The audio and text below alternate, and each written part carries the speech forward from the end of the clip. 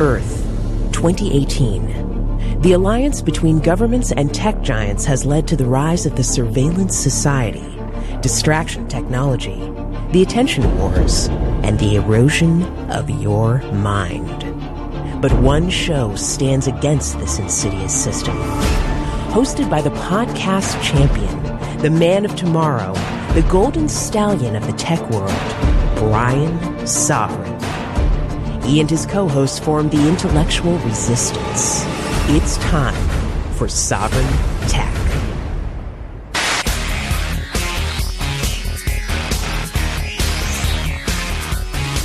You're dressing all in black, from your front to your back, and all your evil ways, they seem to go on for days, and as a matter of fact, you got one more night.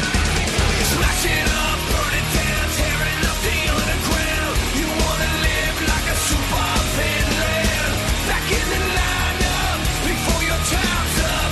You wanna live like a super villain. Alright. You've been knocking down these doors, you've been filling up this room. You run around the place like your name was Dr. Doom. You're a killer of culture, a vulture of style, and it won't be that long before you end up on trial. You're gonna smash it up, burn it down, tearing up the underground. You wanna live like a super villain, back in the lineup, before your time's up. You wanna live like a super villain. Where's my Sovryn Tech? Woo, where's Sovryn Tech, baby? We need Sovryn Tech. I can't get through my weekend. Woo, I can't get through my Monday without my Monday motivation, without my Sovryn Tech. Woo, where is it? Where is it? Woo, woo, woo. All right. Woo. I'm right here for you, baby. Don't worry. The Golden Stallion, the man of tomorrow, Savzu, the rated R, woo, radio star, the podcast champion. Woo, TM that, baby. No, don't TM that. I'm an anarchist. What the fuck are you talking about? I don't believe in trademarks. Woo. But the best in the world. Well, it's not the best as in Brian, Ellen, and Stephanie, but it's the best as in me, which I think a lot of people feel that way because holy shit. Look, I am so sorry. And I mean this. I am so sorry. I pride myself on the fact that every week, every Saturday, pretty much, unless I announce ahead of time, though I did announce this ahead of time, that you're going to get your Sovryn Tech, baby, and you're going to get your hookup, and your Saturday, you can celebrate that triple black Shabbat. Woo! But, yeah, so this is getting actually released. So I made an announcement. Look, here, folks, here's the thing. As many of you have noted, well, I got a lot of emails saying, where the hell's the show? Are you okay? Woo! And I even posted on social media a little bit just to like try and let people know that I'm alive.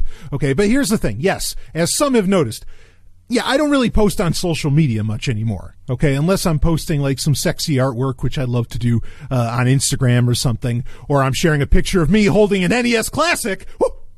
Yes, sir. Indeed, I do have one now. Let the good times roll, because let me tell you, the man of tomorrow is nothing if he's not a master of entertainment. And I assure you, just ask any of the ladies. Okay. Oh, sorry. Ooh, gotta calm it down. All right. Hey, yeah, Jimmy. Yeah. Let's tone it down to like, I don't know, 11. Take it down from 16 or something. I don't know. What the fuck? Anyway, okay. So, yes, I don't really post much on social media. If you want to find out, like a great place to constantly check, like if you're wondering, shit, where is Sovryn Tech or something, go to sovryntech.com. Okay. I mean, my main website is zog.email, but I don't really have a blog on there. I get tempted sometimes to do that. But my main, sovryntech.com, that takes you to the Patreon page, but I'll make it a public post if I have to release something like on a Sunday, or on a day other than the usual Saturday that I release the show. And there are varying times, working with co-hosts, sometimes, honestly, like I have to release it on the Sunday, just for everything to work out logistically and for it to be fresh, etc. Okay, that's kind of a new thing with Sovryn Tech, but we do our damnedest to make sure that doesn't happen. I just know that it's happened more this year than it usually has. But you still get a Sovryn Tech every week. Now, you're actually getting this one. You're getting this episode okay, on a Monday. And I did announce on Friday on the Patreon page on SovrynTech.com, I said, okay, the show's going to be released on Sunday. Well, guess what? It didn't get released on Sunday. And I will tell you, I will take the opening moments of this show, if you will indulge me.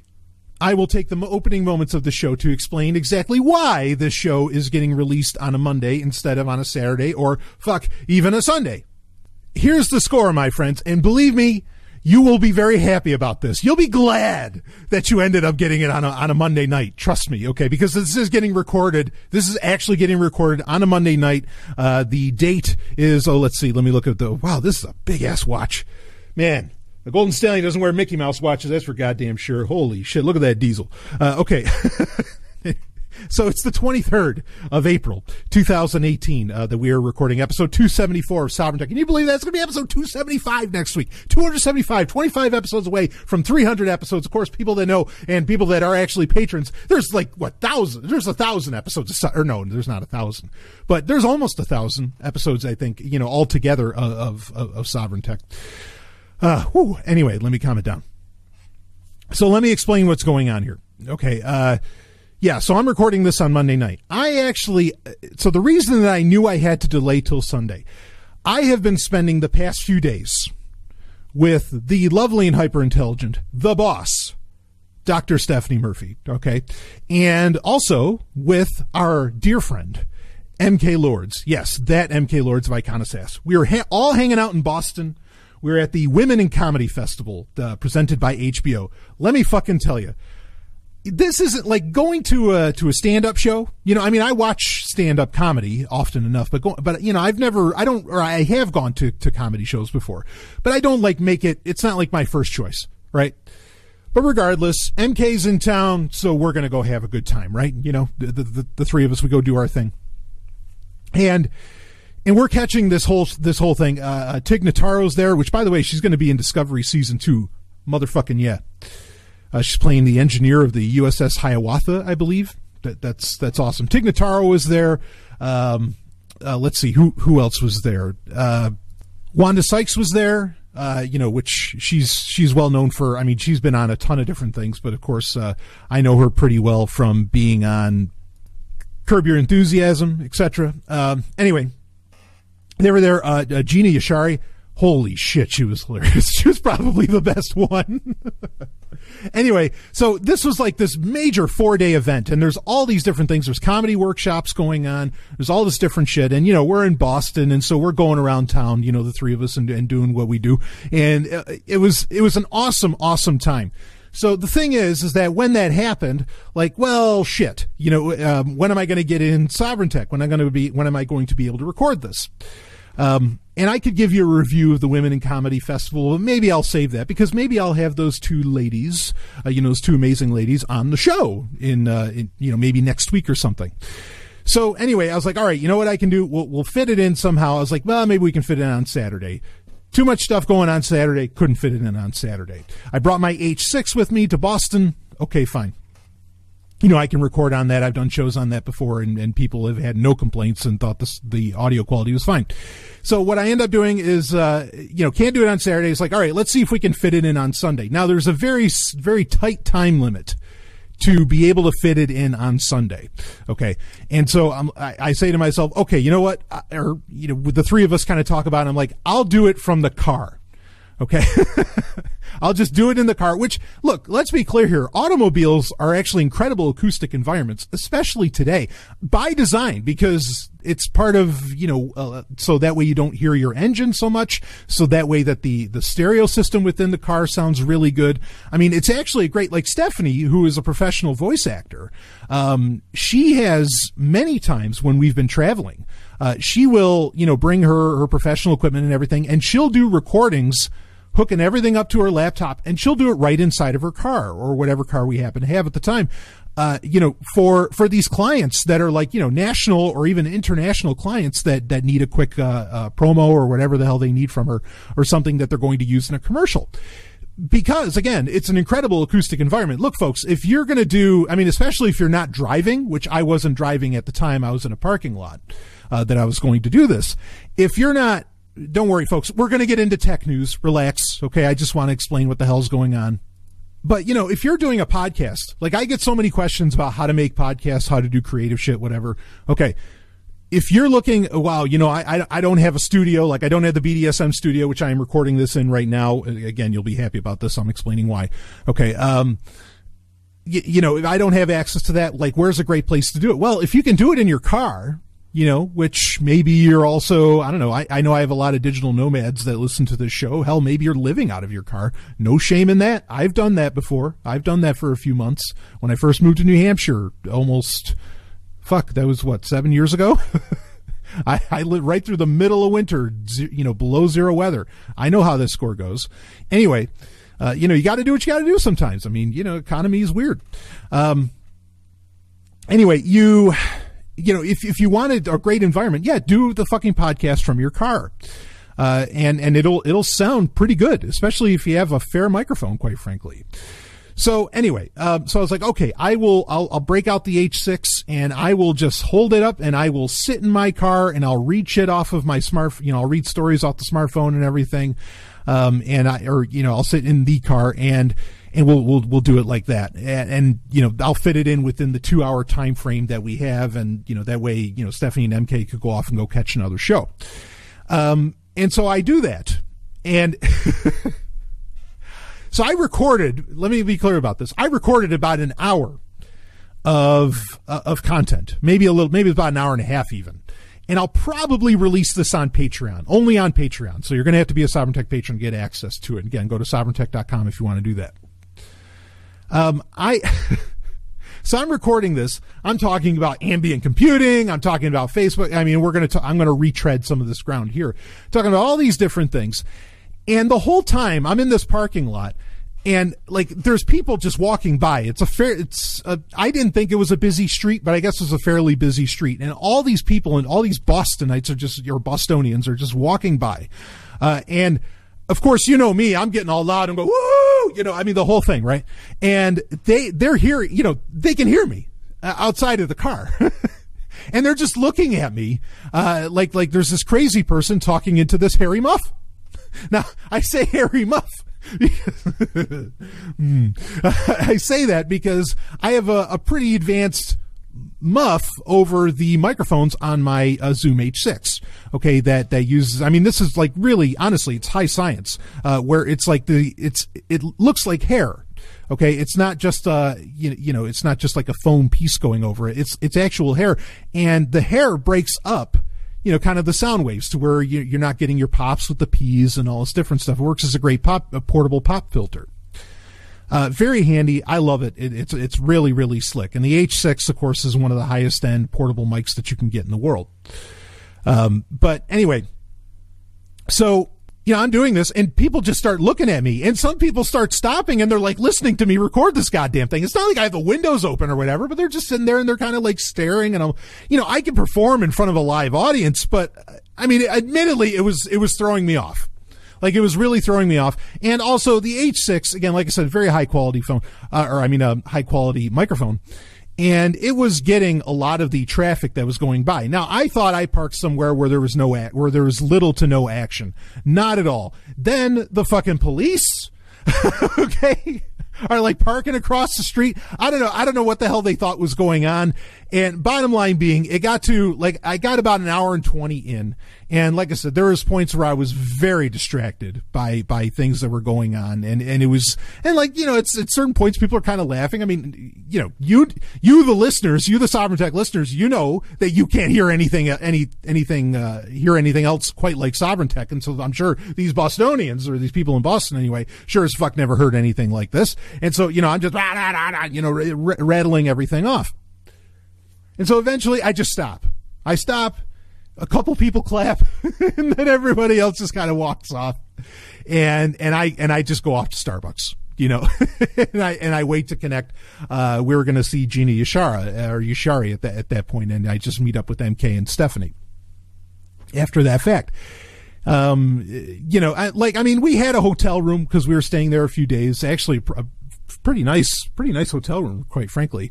And it would have been better if I just recorded it there. But again, the timing didn't necessarily line up. And frankly, like I was not pleased. Okay. I mean, I haven't even listened back to it yet because honestly, I just got home. All right. Like I just got home a couple hours ago before I'm recording this. Okay. And I've been driving from Boston, back to New Hampshire, and not that that's a terrible drive, but it's got some hours on it. And I mean, I've been, I'm kind of wired up because I've been just singing at the top of my lungs, various music and, singing some Adele and what, no. Anyway. The shit I'm singing. All right, quick side note. So some Iron Maiden comes on, right? And I'm a huge Maiden fan. Bruce Dickinson, I mean, fuck, come on, man. I've been a Maiden fan. I mean, ironically, like the first song I remember ever hearing by them way back was Can I Play With Madness? And I know that's considered like the really weak pop version of Iron Maiden, but I mean, I was hooked from that. And then, when Bill and Ted are talking about how awesome Iron Maiden are, you kind of get into it, right? Because Bill and Ted's were, Bill and Ted, as in Bill and Ted's Excellent Adventure, Bill and Ted's Bogus Journey. I mean, they're kind of the, they're the epitome of ethical metal experience. Half kidding. Air guitar clean smog. I don't know if you knew that, but anyway, I've noticed a lot online. It seems to be very chic for people, particularly women. I'm not complaining necessarily. For women to like wear Iron Maiden shirts. I know there's a lot of Iron Maiden fans out there, and when you're an Iron Maiden fan, you're hardcore. Like every Iron Maiden fan is just fucking hardcore. They'll buy everything that, Iron Maiden never has to get radio play ever again because whatever they come out with, there's a few 100,000 people at least on the planet that will buy their shit up. Myself included. Okay. But like I noticed this is becoming a somewhat popular thing, and some of these people I know, they're not Iron Maiden fans. Like, I don't know. Somehow that has become like chic for people to wear with denim. Maybe it's always been that way. I don't know, because I remember my first jean jacket actually had an Iron Maiden patch on the back of it. So maybe that's just long been a thing, or somebody realized it, and when they've been trying to bring the 80s back or something, they said, well, you got to start wearing Iron Maiden shit again if you're going to be the big stuff. Like, but I mean, I know that these fucking people aren't Iron Maiden fans, and it's a little odd just how much that is in vogue. Just saying. You're going to start noticing it too. It's just like when you buy a car, suddenly you notice everybody has the same car that you have. I mean, it's just like that. And I've just really noticed a lot of people wearing Iron Maiden shit. And I mean, I get it maybe if like a new album came out, but folks, Book of Souls, when did that come out? 2015? And it's been a little while. Fucking badass album, but it's been a little while. So anyway, yes. So because I was not pleased, A, with the audio quality that came out of that, okay. I mean, like, I'm just certain that it didn't sound the best. And B, because I kind of felt off my game. I cannot let that go. Like, I can't, I never half-ass shit. You understand? Like, I really don't half-ass shit. I give you everything I've got. Every single time, every single week. Okay, I mean, fortunately, my fucking computers, all the keyboards have spill guards into them because, I'm bleeding on this keyboard. You know what I mean? So, yeah, so that I'll release it as like an extra. I mean, and it's just for kicks for patrons to hear because, like it's, I mean, I'm not going to release it to the public. Like I'm just not pleased with it, but it's audio, and, I like to toss, extras, along with other extremely high quality content to the Sovryn Tech patrons. But that's why the show is late. I spent 20 minutes explaining all of that, and going over it, but maybe it's a lesson for other podcasters, to get into as well and to learn about. But I'll tell you, the Women in Comedy Festival, I mean, like I said, was fucking brilliant. I mean, I was dying laughing the whole time. And Boston, of course, has just some tremendous restaurants. And I was, treating Stephanie and MK, to all the, the best that Boston had to offer, like Boston Burger. Holy shit, that's good stuff. That is some good stuff. And yeah, just we had a lot of fun, all kinds of fun. It was really it's been a great few days. So anyway, why don't we start getting into some actual fucking tech stories, shall we? Actually, you know what? I didn't tell you the rest of the story. I didn't tell you the other reason that a lot of this didn't get released. My fucking ZenBook 3. Recently, it's funny. I have been saying, I think I need to replace this thing. My ZenBook 3, out of nowhere, on Saturday, gets a blue screen of death. Yeah, I'm running Windows 10 on it, and it's it's such a portable little machine. I took it with me. That's what I was going to use. And for for the past few months, it's been a really trusty sidekick for getting episodes of Sovryn Tech to you, no matter where the fuck I am. Okay. And the thing's not even a year old as far as like in use by me. Now, I know that I am particularly harsh on my machines. Like I'm really harsh on my machines. And also I kind of have this, and I'm not saying this because the Han Solo movie is coming out next month, but I have like a Millennium Falcon attitude with my tech. I like to push my tech to do things it's not meant to do. Okay. And I like to, kind of hot rod everything that I have. Like the ZenBook 3 that I had, it's not the ZenBook 3 Pro. It's pretty much the Windows version of a MacBook. In fact, in a lot of ways, it's actually better than a MacBook by a long shot. Okay. But this is a computer that's not meant to be doing a million things at once. I'm sure Asus probably never imagined that anybody would do torrenting with a machine like that, or that they'd be using Tor, or that they'd be, doing a ton of converting and game development and all these different things all at the same time, running multiple browsers, and recording podcasts and going through dongle hell and whatever else. I'm sure they did not expect all of that.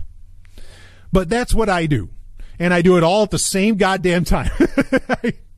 I push my machines to their limits. And the thing is really the only thing that has the kind of power that I need is like a full on, either more of a business workstation class laptop, okay, or a full on desktop, of course, or a gaming rig, like a gaming laptop. Like those are the only things that have the amount of balls, the amount of power that I actually usually need, and that could keep up with what I'm doing. The thing is that computers of that nature generally, and I know NVIDIA has their, Max-Q, they call it, which is their new profile, okay, where, not protocol, but it's their new recommendations, their new standards for having a gaming slim laptop. And we're not talking about Max-Q isn't where you just toss in an NVIDIA MX150 dedicated card or something, right? Because those aren't the most powerful things in the world, even though I think they're fairly impressive. Okay, Max-Q is where NVIDIA says, okay, no, you're going to put in a full on 1080, GeForce 1080, okay, into something that is that is around 2 inches thick. Folded. And that's kind of their idea. So I know those are out there, but by and large, look, I'm not going to spend, I can't spend $3,000 on a computer for something like that. Now, you can get great gaming rigs, say from Acer or hell, even Lenovo and Asus, or even Dell for under $1,000, frankly. You can get pretty good ones, and you can get great gaming rigs for around $1,500. Then you can get into more of what MSI is offering and everything. Thing is, these computers are, 7 pounds a pop. They're definitely not 2 inches thick. They're more 3, 4, 5, whatever. These are tough to haul around. Okay. And when you're going quick and you just got to pack shit up and you're packing rather light, you don't want to bring a whole gaming rig with you. Who the fuck would?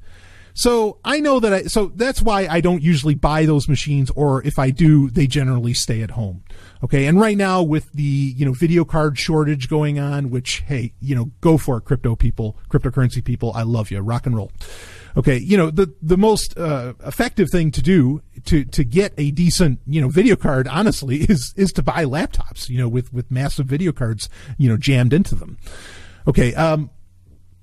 But anyway, I'm not going to carry one of those around, or at least I no longer wish to carry one of those around with me. I did that for a while, and it was a pain in the ass with the amount of traveling that I was doing and that I have been doing over at least the past couple months, even though I wanted 2018 to be a little different on that. Anyway, I have this very slim little computer. This is a high-end machine. Understand that the ZenBook 3, this is, it's all aluminum. This is a super high-end little machine. But the thing is, it's not very powerful. And so whatever the hell happened, just suddenly it starts blue screen of deathing. Just out of nowhere. and I run check disk, and it says, oh yeah, there's problems. And so it's probably easy enough to fix. I just have to, connect. The problem is that because it's NTFS, you can't run checkdisk/F, which is, the full running of checkdisk and where it actually repairs everything. You can't do that from the same hard drive. You have to do it from separate media, either a Windows 10, bootable media that you made on a USB stick, or off of a Windows 10 DVD or something. Okay, like that's what you have to do. To be able to fix it. Then you run check disk, say, off of the DVD, or you run it off of the USB stick. Okay, fine. I get that, but that's not something I carry with me normally, right? I don't carry Windows 10 bootable media with me. And also, I don't carry around anymore, and especially with the ZenBook 3, which only has one USB-C port, I don't carry around with me anymore I don't carry like a live bootable media of, like, say, Ubuntu or something. After this, so here's a lesson for you. Carry a little USB stick around with you, or even an SD card or something that's running at least a Linux distro or something like that on there, or like a live one that, have not Tails. That would get kind of crazy, but yeah, have something so that way you can at least use your computer if your fucking hard drive fails, right? And I really should have had that with me, and I won't make that mistake again. So lesson learned there. Okay. And where's the real problem here? It's not, I don't think actually that the problem is with the ZenBook 3. I don't think the ZenBook 3 had a problem. I mean, maybe the solid state drive was failing or something. I think Windows 10, and this could get into kind of our first story, which will bleed into what we're going to talk about, I think, in our story of the week, and we'll just let this run. I think the problem is that we know that what was originally the Windows 10 Spring Creators Update was supposed to come out, was it April 10th? I think it was April 10th that it was supposed to come out. That didn't happen. And the reason that it didn't happen was, come to find out, Microsoft discovered that there was this bug with the image for, I forget what the image number was. Not I guess the image would be 1803 or whatever. I mean, that's like the Windows version number that they'd give it, but there was a specific insider image that went RTM that they had, and that one had a bug, and that was going to be the one that was going to be, your next, that was going to be your Spring Creators Update of Windows 10, your next major revision to Windows 10. That happens twice a year, Redstone 4, right? That had that bug that created a blue screen of death on a bunch of different computers. And so they delayed it. And then they put out this huge cumulative patch for the latest version of, for the Fall Creators Update of Windows 10. I think that cumulative patch that they put out there fucked everything up. I think that, hell, there could even be a problem where, like, I could see there'd be a stability issue where if the update didn't come out, like, say the Spring Creators Update or something, didn't hit when it was supposed to, and it didn't hit when it was supposed to. Like, I could kind of imagine that happens, even though I know there are people who keep using older versions of Windows 10. There's people that still use the anniversary update, etc. Okay. So I get the sense that maybe it had a little something to do with that maybe that cumulative update fucked up things, because the ironic thing is that at the hotel that we were staying at, lo and behold, I mean, as I'm getting out of the elevator, they have like this little business center, okay, at the hotel with computers in it, right? I mean, you see this at hotels all the time where they have like a little room where there's computers you can use to check your email or do whatever the fuck you do. I don't know why anybody would dare trust those or use those, but okay. I walk by them, and all of their screens have the blue screen of death. So you can let me know, Sovryn Tech listeners, if you suddenly got weird blue screens of death. And again, this blue screen of death that I got was so bad that I could barely boot into Windows, and then the computer would restart it and go into the UEFI. My ZenBook 3 would. So just nuts. Now we do know that. I think it was just confirmed that the official name, now they didn't even know what they were going to name the thing. Apparently there was questions. Some people thought that the initial delay was because Microsoft literally didn't know what they were going to call this update, that they weren't actually going to call it the Spring Creators Update, and that was just something that Windows journalists or Microsoft journalists made up or whatever. And now we know that at least half that's true. That, yes, they didn't know what they were going to name it. And now, as I understand it, they are actually naming it the Windows 10 April update. They're not even calling it the April 2018 update. They're just calling it the Windows 10 April update. I assume it will be out before the end of the month. You know, I mean, if you're going to call it the April update, it should probably fucking come out in April. Doesn't that make sense? Or I guess it was 1803 is actually, I think I said 1804 earlier because it's coming out in April, but it's 1803. Originally we thought we were supposed to come out in March. So we'll see what happens when that comes out. But I mean, they must have had a really bad problem because they actually updated another Redstone 4 image, probably to be the new RTM that will eventually make up what you will download as the Windows 10 April update. And when that comes out, I'll do a review of it, even though it looks like there's not a whole lot getting added into, the Windows 10 April update. But, you know, again, every time one of these comes out, you are getting, in a very real sense, you're getting an all new operating system. So, well, I'll be reviewing it, but I think that might have fucked with things. So right now, actually, while I'm recording this, I am getting bootable media made for Windows 10 so that I can repair, run check disk on my ZenBook 3. But I mean, this is a major pain in the ass. I mean, the real solution here, folks, aside from, lesson learned, okay, have some kind of live bootable media with you at all times, just in case, your hard drive or whatever shits the bed while you're going. I really should have known that, but or I really should have done that. There was a time where I would do that. But I was packing pretty light for this, but I'll never make that mistake again. But the real answer here is use Linux. Like, I totally blame Microsoft for this problem. I actually don't blame the ZenBook 3, even though I am open to the idea that the solid-state drive that's in it, which is the stock SSD, might have failed, or, might have been failing in some way, because that's kind of the nature of SSDs, why I was so reticent to get into that, start using that kind of hardware, but whatever, eventually you get to it. So, there you go. Lesson learned. Use Linux, which, by the way, the new version of Ubuntu comes out in like a couple days. Comes out this week, I believe, on the 25th or the 26th, that we're getting 1804, which is the LTS version. Great time to jump on board with Ubuntu and get the fuck away from Windows 10, because fuck Microsoft for all kinds of reasons. Anyway, we'll be right back. We got some more Microsoft news to talk about. They created a whole new OS. Gee. Just pile on those Windows problems, babies. Well, it's not what you think. It's not exactly what you think. I'm just cracking a joke there. We'll be right back with more. You're listening to Sovryn Tech.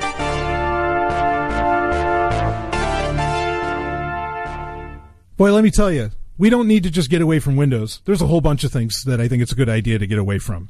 Okay, that includes the legacy banking system, regular, just all that government money and everything. So how about you jump on something? Instead of going with a cryptocurrency that's just kind of out in the open, what if you could get to a cryptocurrency that had privacy and anonymity built into it? How about that? Why don't you try out Zencash? Why don't you go to Zencash.com? They are a Sovryn Tech sponsor. They just recently re-upped because they believe in what's being said on Sovryn Tech. And let me tell you, the Golden Stallion believes in what Zencash is doing. They are philosophically on board with what's up. I mean, you know that just because they're a sponsor, but I mean, they really are on top of the game. And they have so many great projects going on to me, because Zencash is just the cryptocurrency aspect of a much larger platform that is Zen. And there's so many cool things that you can do with it. Just go to Zencash.com. They've got wallets for almost any platform that you could imagine. And they're really, really slick. This is something you want to get into cryptocurrencies. I don't know, maybe you haven't been convinced yet. Well, let me convince you. You want to get on board with one? Go to Zencash.com. I'm excited about this, and I don't get excited about many blockchains, and I thank them for sponsoring Sovryn Tech. Let's get back to the show.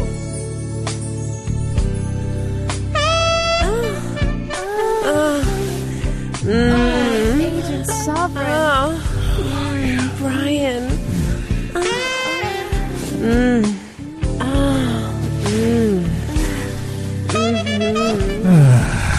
Ladies, enjoying ourselves while we're on mission, are we?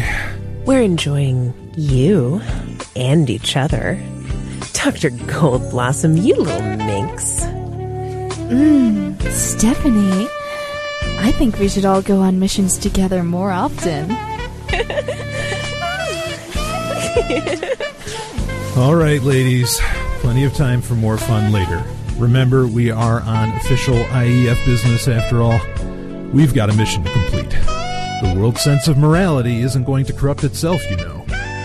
Oh, I think the two women in this overpriced hotel room are already corrupted. Man of tomorrow. I'm ready for some more moral corruption right now, actually, Agent Sovryn. Get over here, Brian. Oh, the things I do for freedom.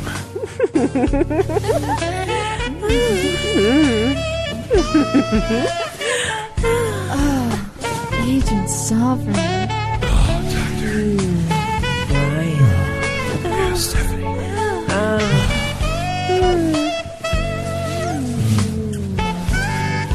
Oh, Blossom. Miriam. Story of the week. It is time for Story of the Week, where we cover the big story or stories sometimes, even though I think it'll probably just be a story this time around, that are happening. Well, this is going to encapsulate a few different stories, really. But the main one is that really out of the blue, and this made for some beautiful headlines. Let's make no mistake about that, okay? But out of the blue, Microsoft announced that they're creating a new operating system. But is it a new operating system from the ground up? No. Of course not. Almost nobody does that except for Google with, Fuchsia OS, which I give them credit for doing that from the ground up. And you can see because Google's Fuchsia OS, which is a real-time operating system, all of which are, in the abstract, cool things. A totally new operating system, totally new kernel, and it being a real-time operating system. Because Fuchsia is, it's on GitHub. It's all open source. You can see just how fucking hard it is to create a totally new operating system. And that's why not a lot of people do it. Now, in the aughts, it was very popular for different tech giants or quasi-tech giants. Think like HP, or some other companies. It was very popular for them, like with the netbook craze, to create their own operating systems, or at least that was their claim, that they were creating their own operating systems, right? But they weren't. They were just making Linux distros like with their own skins on it and everything, and they're basing it off of Debian or something. And ironically, that's exactly what Microsoft is doing. It's a Linux-based operating system that they're creating. Now, suddenly, and I've been saying over the past few weeks that now I'm really not trusting like what Microsoft is doing, because let's talk about this a little bit. Right now we're in the fourth iteration of Microsoft.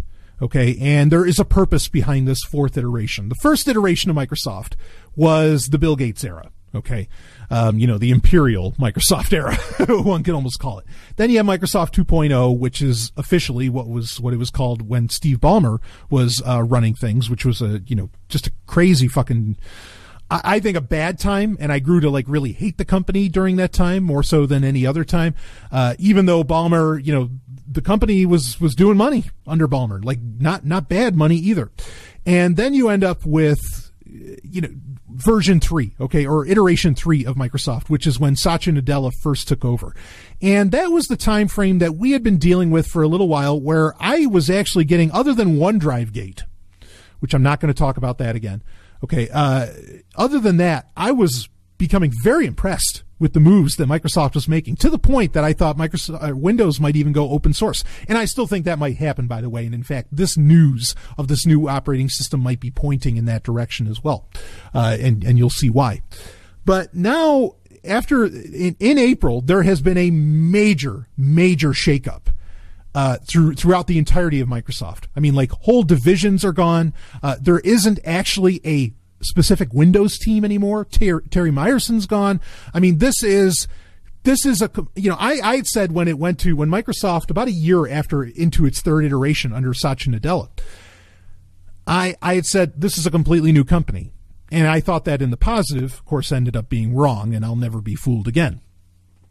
Now, under this fourth iteration, it's a fourth iteration, in my opinion. This is, once again, a completely new company.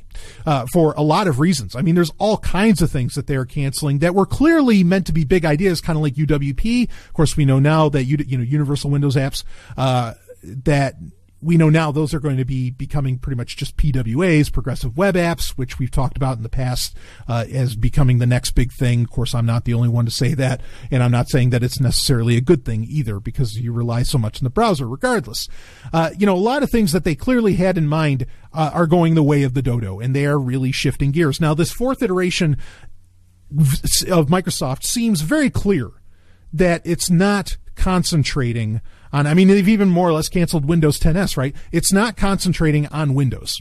It's not concentrating on much of anything else. It's becoming, and in a direction that I don't really like, it's becoming what I had predicted some time ago, actually a couple of years ago, that Cortana will effectively be the operating system. And what I mean by operating system is that Cortana will be the user interface that you will interact with. Okay, that's where Microsoft wants things to go.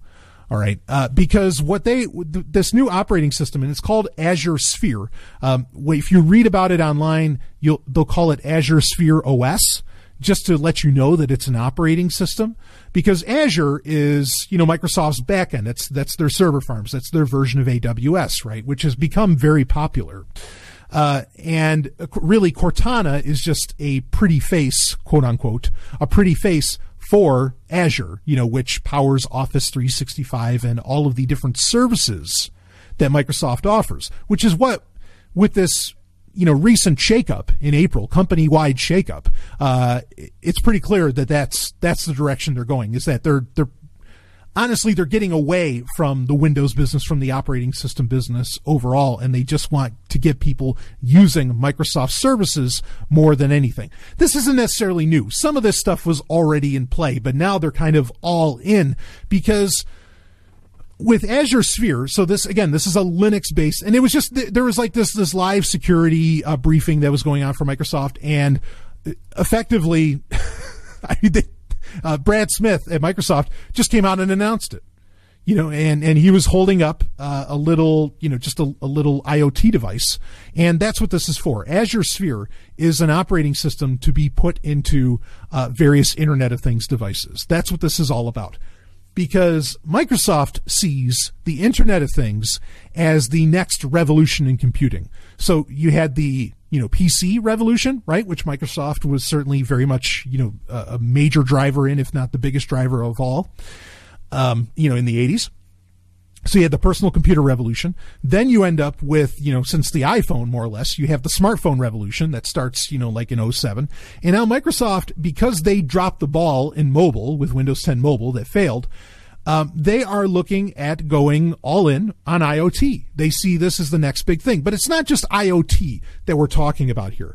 Okay, this is a broader concept. I'm not the first person to talk about it. We have talked about it before. But there's a term out there called ambient computing.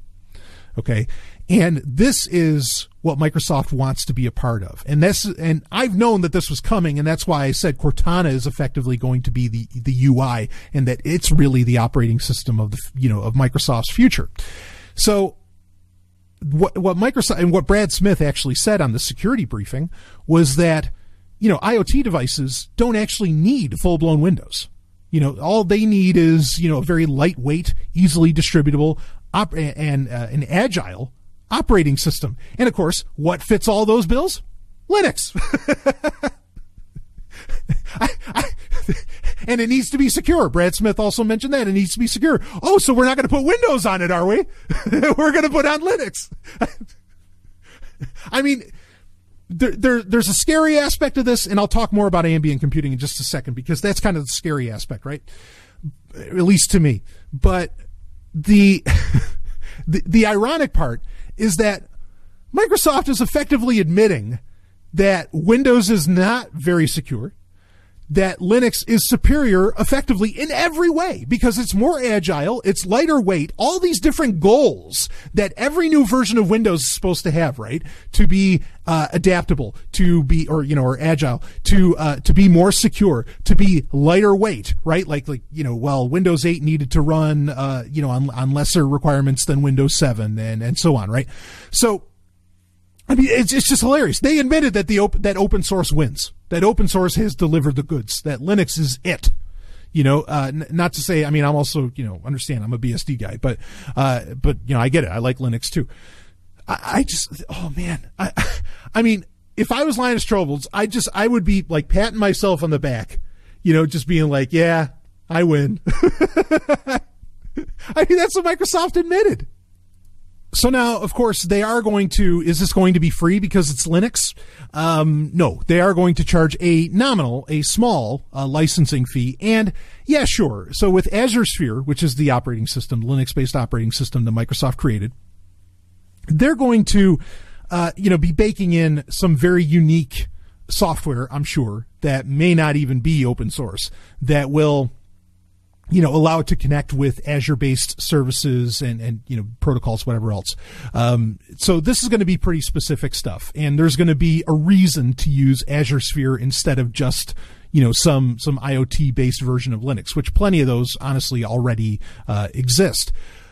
But this is the direction that they're going, and it's not surprising because, why are they going with Linux when they have developed they have at points worked on other operating systems, and I still think they kind of are in back rooms. I've talked about Midori. Midori is something that other, Microsoft journalists know about as well, but I've always felt that, eventually Windows 10 is going to become a service, which it already has at the enterprise level. Like you literally you pay a monthly subscription for that, for Windows 10. That's an option. But then eventually, they would have, or maybe they would completely open source Windows 10, and then they would release Midori, which would be like this killer apps, operating system or something.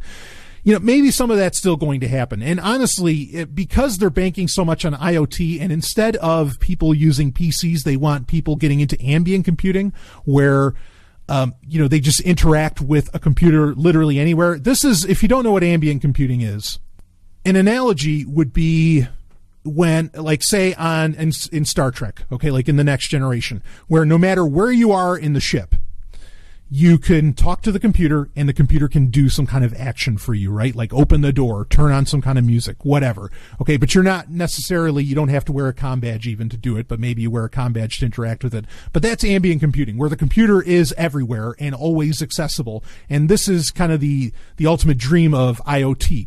Okay, but take that, instead of on a starship, put that at a city level, or even a planetary, like on the entire Earth, at that kind of level. Of course, logistically, there's real problems with that, and that's a good thing, because I don't want ambient computing.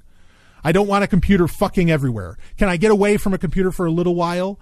Okay, I want to actually connect with myself instead of the internet for a bit. I have so many issues, because ambient computing, having computers everywhere and collecting data at all times and getting it all stored onto Azure or fucking AWS or whatever. And Amazon's got all kinds of crazy shit planned that we're going to be. Amazon Sumerian, is it Veranda? They're planning on bots coming out in 2019. I'm going to talk about those in future episodes, not in this one. Okay. But, they already have Alexa and they're creating their own processors, not their own operating systems. They're creating their own silicon. Okay, so is Facebook for their smart speaker, or at least now we know that Facebook is getting into making its own hardware right down to the chip. They're making their own SoCs and ASICs, system on a chip, and this is, oh man.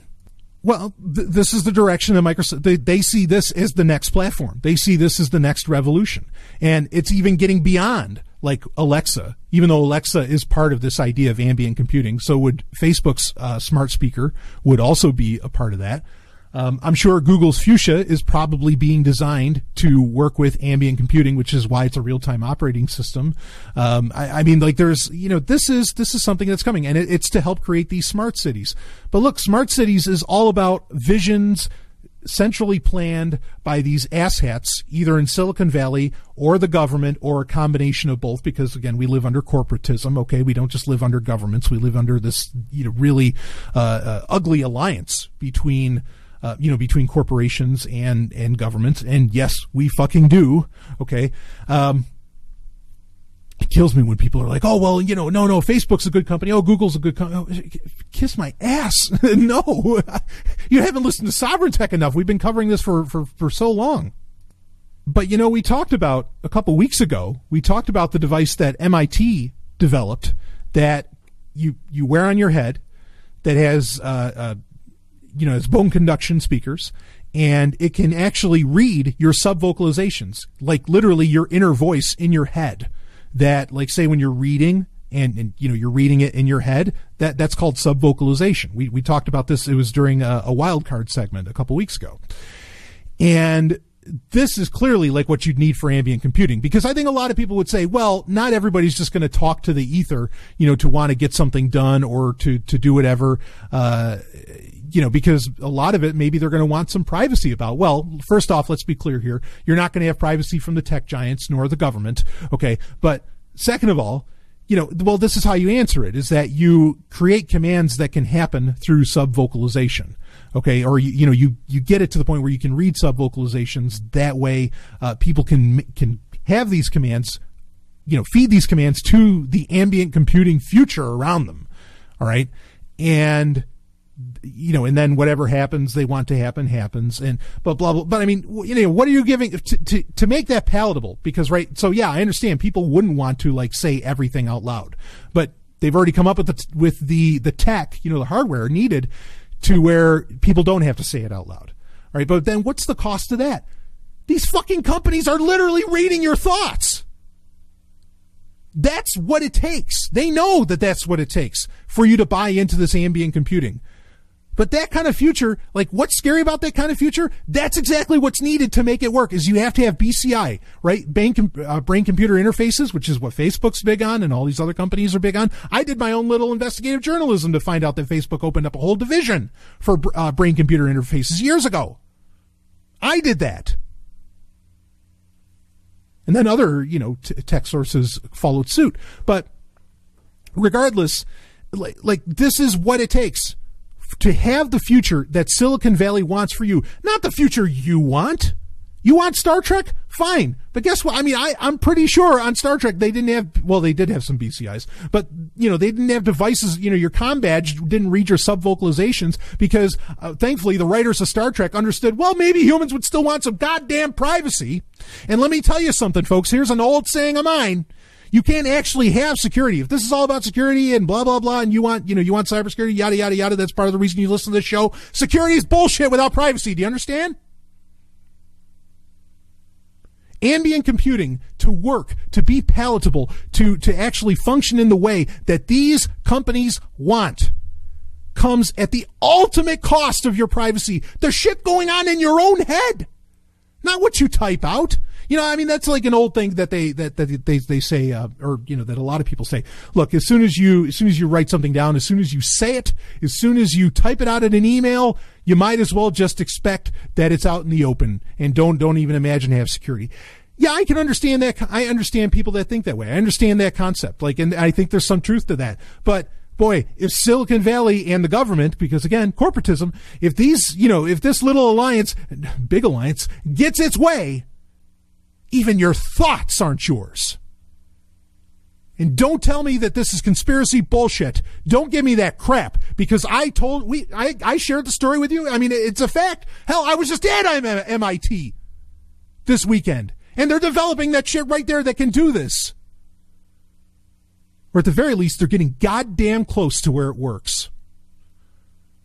Oh, I don't care. This will just help serve me better ads at the cost of your own thoughts being read by all these people? What the hell is wrong with you? Get the fuck out of my face if you think that that's a good idea. You have lost all understanding of what it means to be human. You might as well just go off, we're talking Star Trek, go be the goddamn Borg already. Ridiculous. Yeah, there's a win in this. Microsoft finally admits that the open source movement is actually the wave of the future. But there's a loss in this because the reason that they're embracing it is they know how quickly it can grow and expand and how agile it can be, and it can help them create their little beautiful future. Oh, I mean, can you believe this? They want to read your thoughts just to make a buck. Come on, man. You have no ethics whatsoever. Oh, fuck it. And it's not just Microsoft. Let's be clear here. Amazon's doing this. Facebook's doing this. I guarantee you Google's doing this. And if you think Apple, I mean, this is just Apple's MO. They wait for everybody else to perfect it, then they release it, right? But, Apple's all about privacy. Oh, no. Not when IoT and ambient computing becomes a thing. No. Oh, yeah, let's give Apple my thoughts. Oh, boy, nothing wrong could go there. Fuck, you people. This is where it's going. This is part of the reason I've been talking against IoT for so long, because you think it's harmless. You think it's just, it'll automatically feed my cat. Of course, then it fails and your cat dies. Nice job, human. Okay. Or that opens up my windows. My Philips Hue lights go on. My sprinklers go off while I'm on vacation. And it all comes eventually at the cost of your goddamn thoughts getting read by people that have no business, and you're never going to get to read theirs, that have no business knowing that stuff. You have a bubble universe in your head. You protect that at all costs. Don't turn it over to them, and believe me, this is where the shit is fucking leading. Eventually. There's a reason MIT was even working on that. On a device that can read subvocalizations. Look, the future can still be awesome, but you got to do whatever it takes to not participate in this bullshit, in this direction that Silicon Valley, in cahoots with government, is pushing you. Don't do it. Don't let them do it. You jump on stuff that really offers anonymity and security that you control. You understand? We'll talk more about that during HackSec. But, all right, look, I got heated up. All right, I'll be right back with some more Sovryn Tech.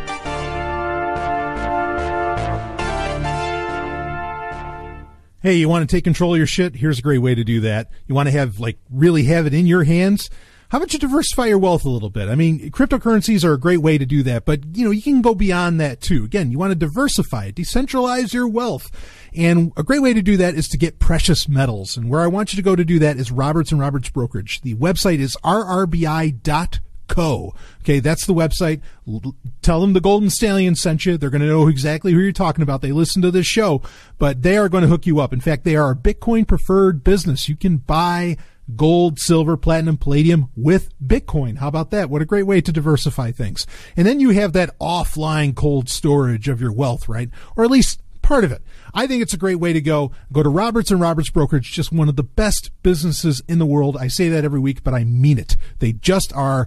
rrbi.co. That's the website, and I thank them for sponsoring Sovryn Tech. And, of course, I mean, like I said, let them know that you heard about it on Sovryn Tech. All right, let's get back to the show.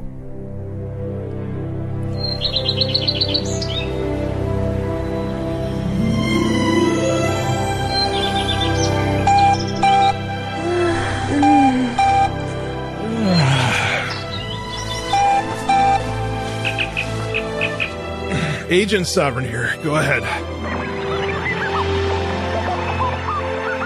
Okay. What? Understood. No, we'll get right on it, Dr. Lesbos. I understand. What is it, Brian? Is Electra joining us in bed, too? No, but I did just get an important message from her. She said Nostra is developing some kind of bioweapon. Judging by what we've experienced recently, they can probably pull something like that off. Oh, what are we going to do? Simple. We're going to steal their data on it, and then you, Dr. Murphy, are going to make an antidote. Does this mean I get to stay in bed? Sorry, Dr. Goldblossom, you're flying. I hate getting messages. Important messages. It is time for Important Messages, where I cover the questions that get sent in to me by the various Sovryn Tech listeners. Of course, you also, if you're a patron, you get the Wednesday Q&A special episode only on Patreon. You get a custom RSS feed where you can access all of that. It's really great. And there I can go into, very much in depth with, with whatever question that you happen to have. And even for this, for the Q&A during the Prime episodes here, You can ask me really anything. It doesn't have to just be about tech or science. It could be literally anything. And I promise we will get to that AMA between the hosts. I know everybody, I got a couple of emails from people. Oh, it's like, oh, you should have done the AMA between you, Stephanie, and Ellen. We're going to get to that, and we're going to make it a regular thing during the episodes, and I think it's going to be a ton of fun. But we'll get to that when they're on again. So anyway, let's get into some of the questions here, at least maybe one or two if we have time for it. Here's the first one. So, hey, Brian, I have a small issue and I would love your advice. Well, let's see. So first off, they're expecting a child. The due date is approaching rapidly. I have a small issue and I'd love your advice. How would you recommend I share pictures with friends, family, etc.? I don't want to use Facebook or Google Drive for obvious reasons that you have laid out on Sovryn Tech, but I can't remember if you recommend any alternative solutions. I could do email, but that would require people to search through their emails every time they would like to see a picture, and I think I would get plenty of reply alls and people emailing me to catch up. I would like to avoid that. Thank you for taking the time to read this, and I hope all is well. Yes, all is very well. Other than the fact that this is getting released on a Monday instead of a Saturday. Anyway, so the great solutions for this that are practical for grandma, quote unquote. I use grandma as an abstract term, as for people who are maybe not so much technically inclined. The great solutions are kind of getting built. Like there's the app, I think that started getting talked about back in January called Pixek, Pixek, where that's supposed to be an encrypted file storage solution. That is something that's, I don't think that's available yet, like on Android or whatever, to be able to use. And that's kind of the thing, is that you probably want to easily sendable, via a mobile device where you're probably taking the picture. Now, one could argue that because you're already taking the picture on Android, and unless you're using Lineage OS, that the picture is already getting uploaded to Google Drive, right? Or to Google Photos, whether you like it or not, and it's probably happening, blah, blah, blah, blah, blah. People could get into that sort of thing, and I understand. I still think what you're trying to do is, I think it's good to even, let's say you take your picture with an Android phone, right? And I'm assuming you're using an Android phone, and you're not using like Apple's solutions, okay? Solutions, put that in quotes, right? Yeah, let's say you're using an Android phone, okay? I think that even just not sending it through a Google service or through Facebook sends a message to the people, the friends and family that you want to share pictures with, that, oh, that's interesting, they're not using Facebook or Google. Why is that? And that's even like just that little kind of unconscious signal is a really important thing to do. Now, like I said, there are apps that are getting, worked on where this is a lot easier to do. Like there's even a whole social network called Howdo, which is HOWDOO.io, that's being worked on. They have a beta app already where you can, but then people are going to have to log into, they're going to have to create a Howdo account and all that. This is a really challenging thing. And I appreciate you as a soon to be new parent, for, really taking this under consideration, because, for those that don't know the reasons, your kid, a child, even a baby, it's just a little human. It's yeah, they're not an adult, but it's just a little human. They still have all of the, liberties that other humans really have.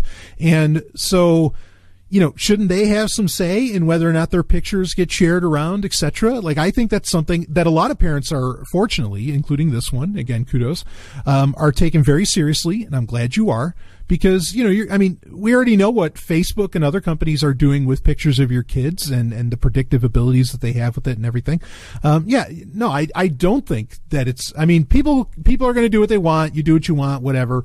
But I applaud parents that take their child's privacy very seriously and don't, really like share pictures with, with all of the people we were just talking about in the last segment. And you're actually taking control of your data, and you're taking control of your child's data. And you can explain it to your child later saying, look, I respected you as a person, and I didn't just share your pictures willy-nilly. You know, I mean, like, how many kids are going to rightfully freak out because their parents shared like embarrassing shit of them, you know, later on when they feel that it's embarrassing or something. I mean, yeah, you know, leave that. You can take the pictures, give it to the kid when they get older. And if they want to make it their #Throwback Thursday, fine. But that's that person's, that little human's choice. That's not, you know, that I really don't think that's for the parent to choose.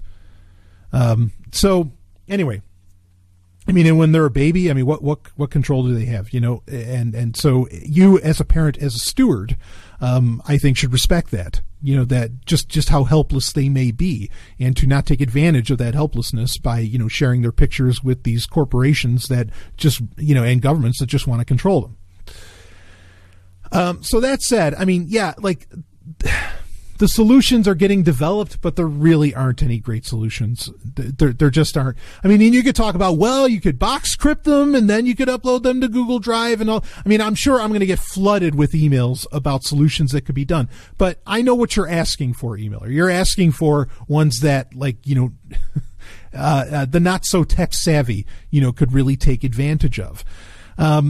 I mean, if you're already using some kind of photo storage service, maybe you're using OneDrive or something. I mean, it's really easy to share a folder like from OneDrive, but, you know, Microsoft, we already talked about the problems there.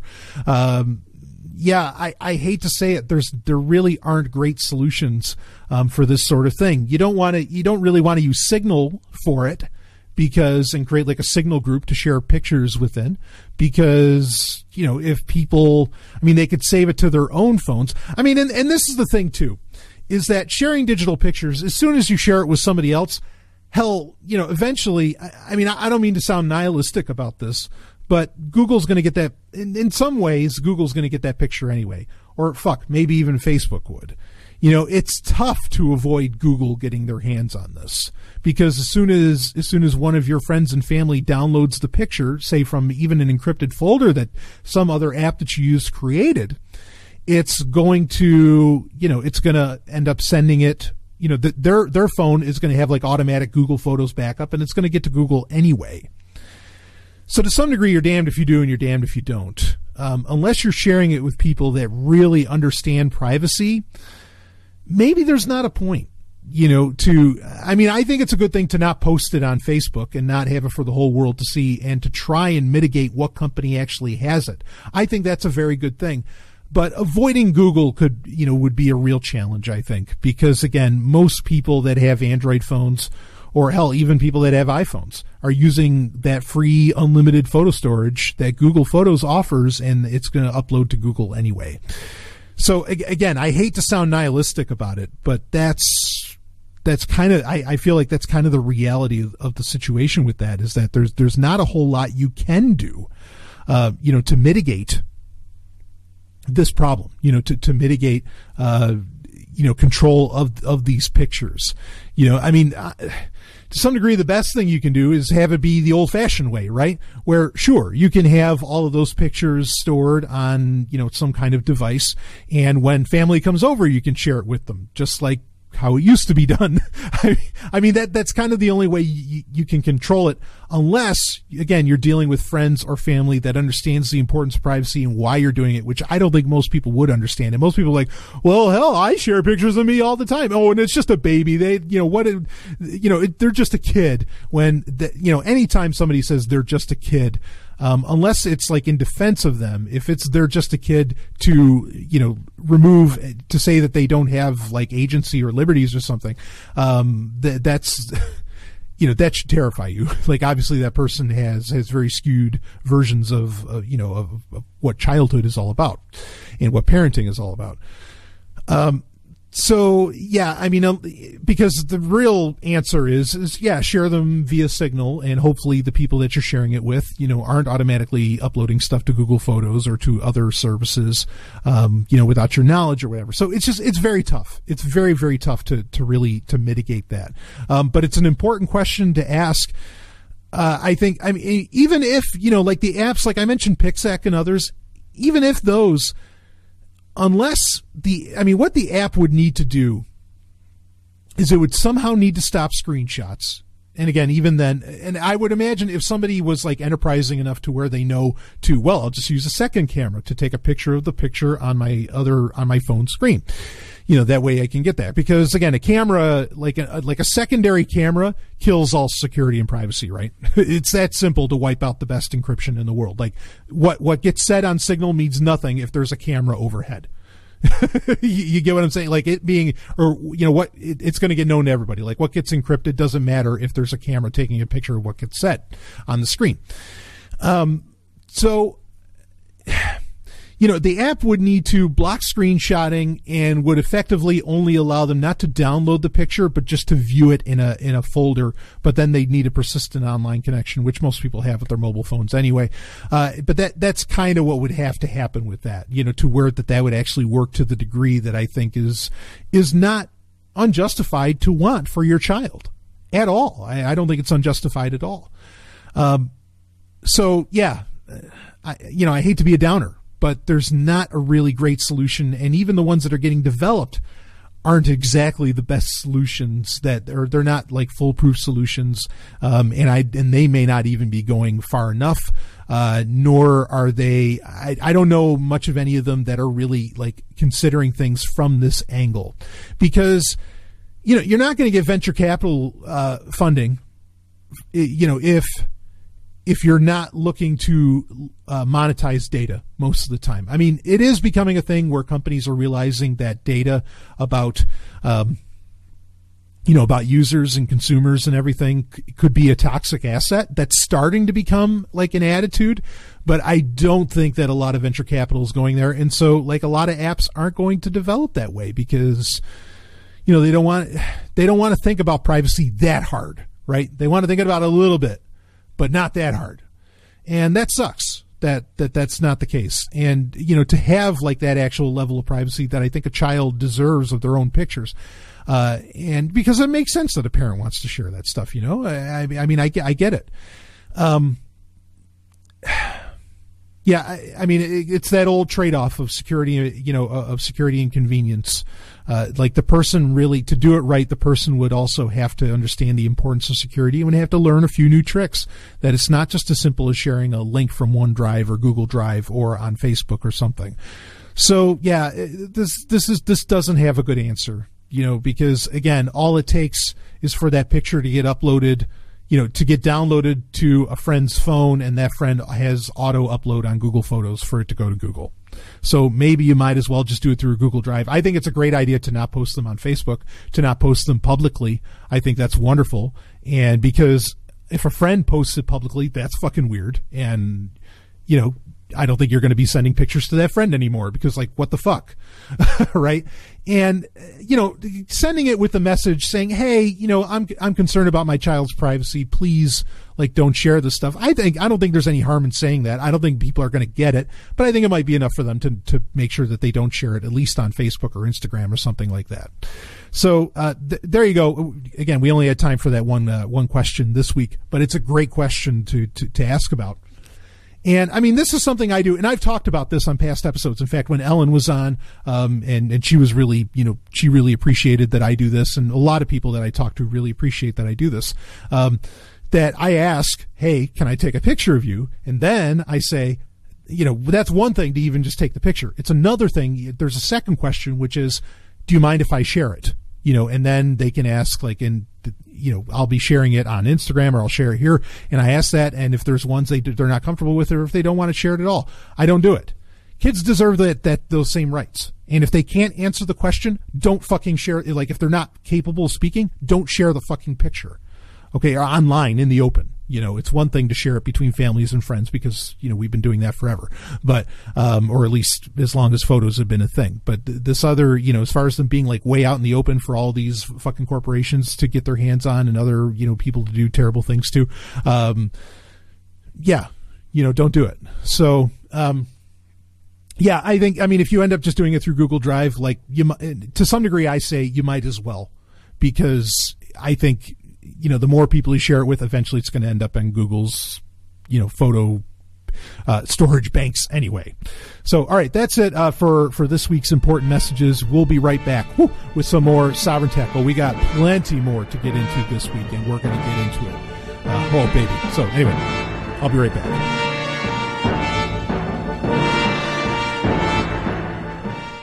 Hey, you're into the whole crypto space, so am I. And, with cryptocurrencies and all that, if you want to keep an eye on what's going on in the cryptocurrency space, here's where you go. I want you to go to a website, cryptocompare.com. That's the website.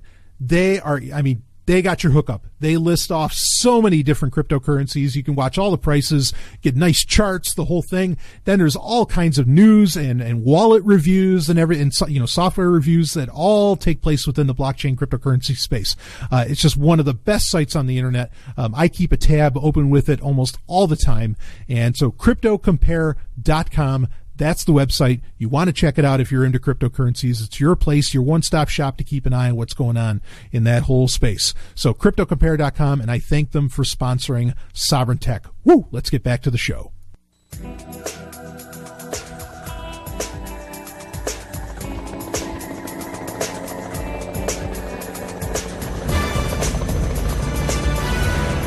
Get Red Wolf 2 just over that ventilation shaft, Dr. Goldblossom. What are you gonna do? Just burst through the roof? Relax. I've hacked open doors on server farms, space stations, other dimensions. Getting in this building should be easy. A quick hack solves everything, Agent Sovryn. That's the spirit, Dr. Goldblossom. Stephanie, I love you. See you both in a few. Love you, Brian. Do we just wait here for him? Want to go back to the hotel room? We've got 2 more nights, and this helicopter travels at Mach speeds. Dr. Goldblock, Miriam. Just a suggestion.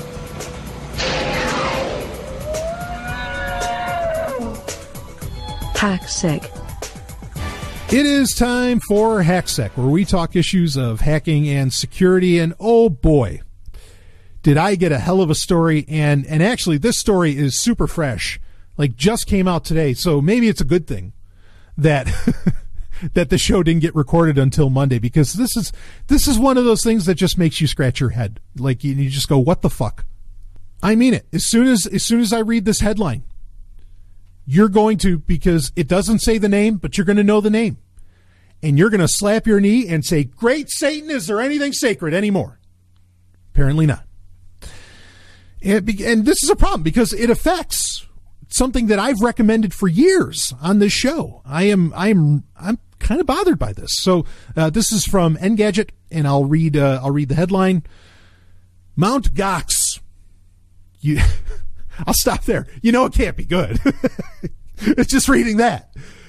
Mount Gox chief returns as an exec at a VPN giant.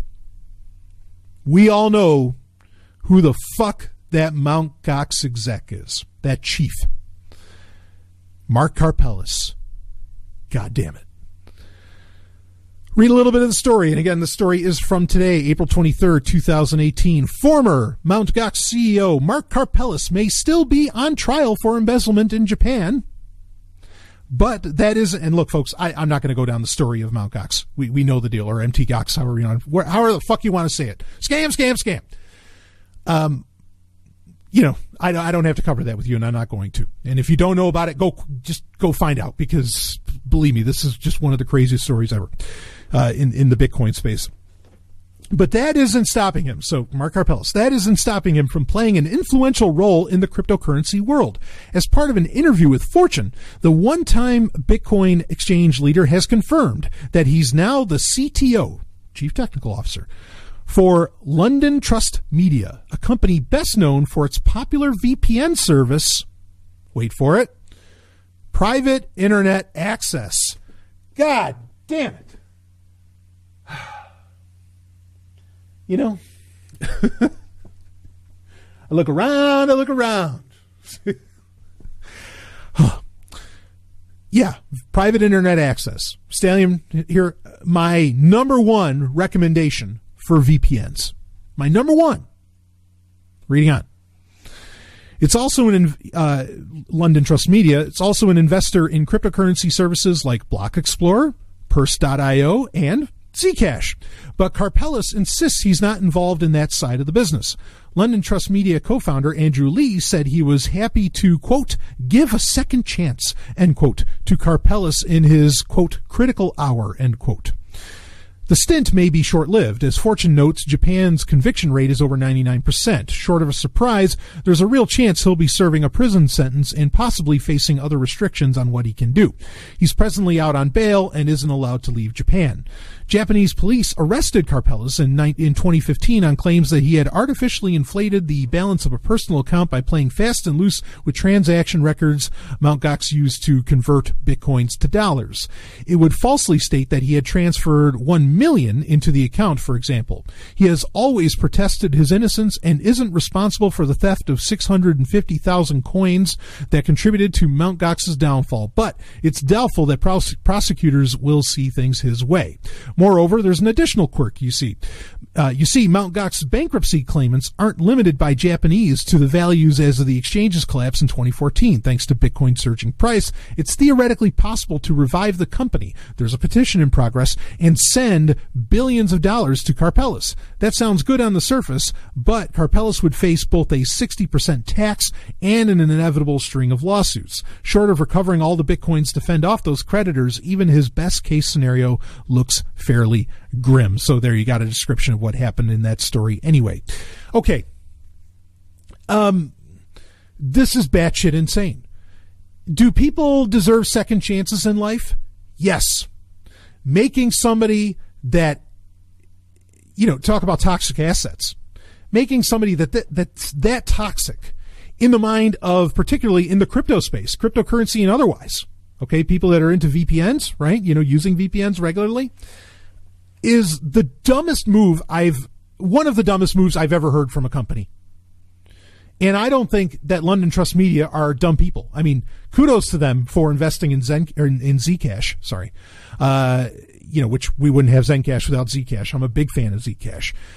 Kudos for that. Private internet access has been a wonderful service for a very long time. Now, I mean, okay, I'm sure there's probably all kinds of very shady characters that are a major part of a lot of companies, software, etc., that I use on a daily basis. Okay, so is this me saying stop using private internet access?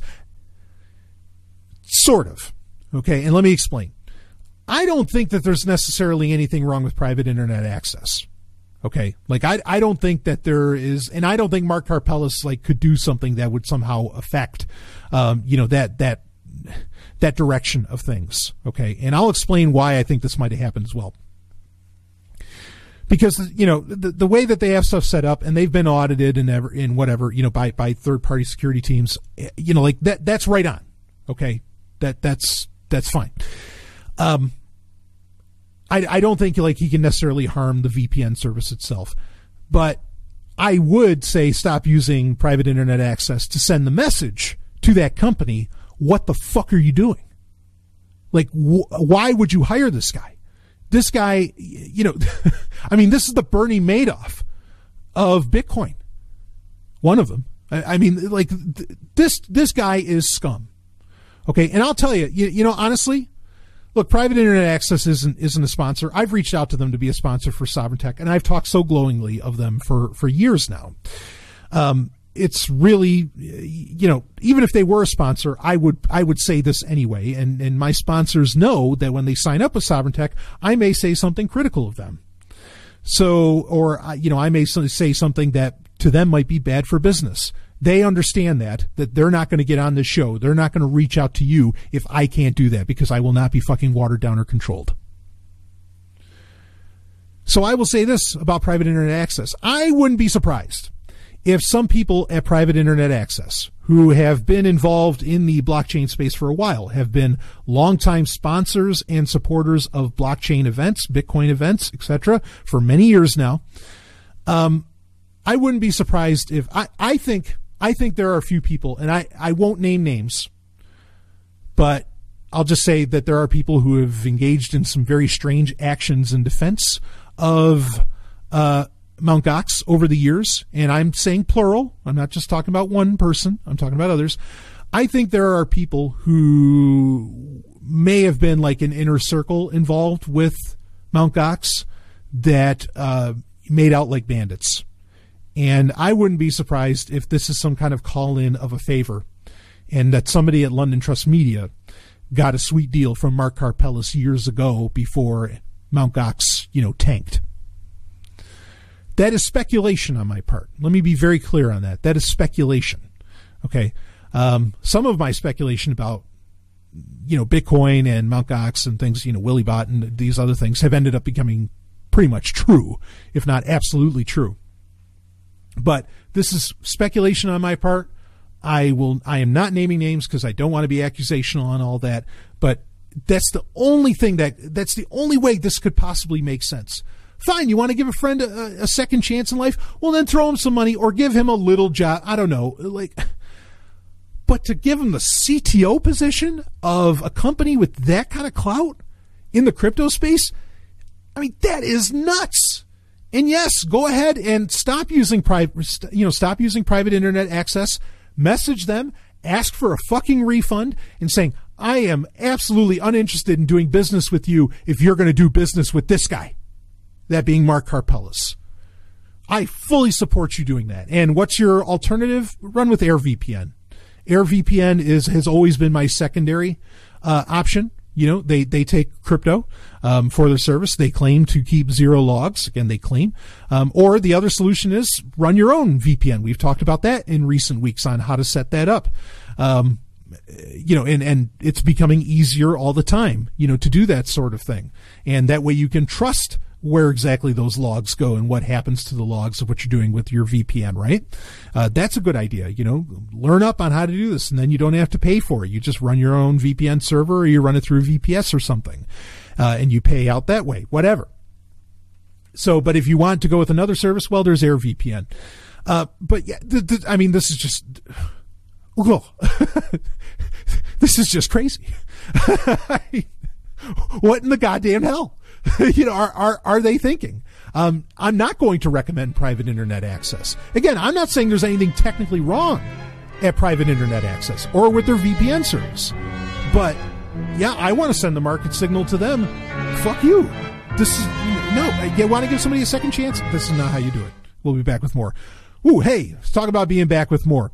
You want more? You want more Sovryn Tech? Here's what you do. You become a Sovryn Tech patron, okay? And you can go, you want to find out about all kinds of security news? I didn't get to it this week. I talked about it on the live Hangout Q&A. I talked about the new FIDO2 protocol. And I even got one of the new security keys. Things cost $20. Of course, you can't really use it with anything yet, but you will be soon. Anyway, all kinds of wild stuff that we talk about, not just tech stuff, but science stuff. Hell, we talk about relationship stuff. We talk about all the geeky shit you could possibly want, baby. All kinds of stuff. And there are, fresh episodes every week that only come out to Sovryn Tech patrons. And you got to understand, when you sign up for Patreon, okay, for Sovryn Tech, and all you got to do that, go to sovryntech.com. That'll get you your hookup, okay? When you do that, and it's just $1 a month, you can do more. Some people do significantly more, and I'm honored by that.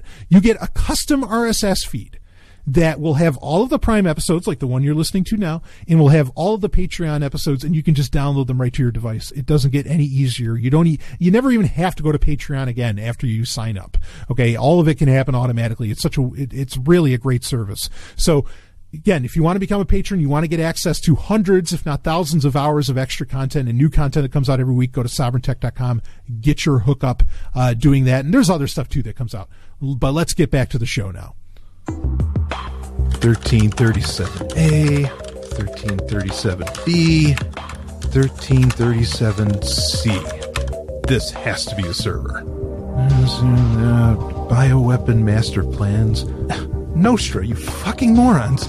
Only an organization that is descendants of the Nazis would actually name their bioweapon files bioweapon. They should really listen to a tech podcast to learn how to secure their shit.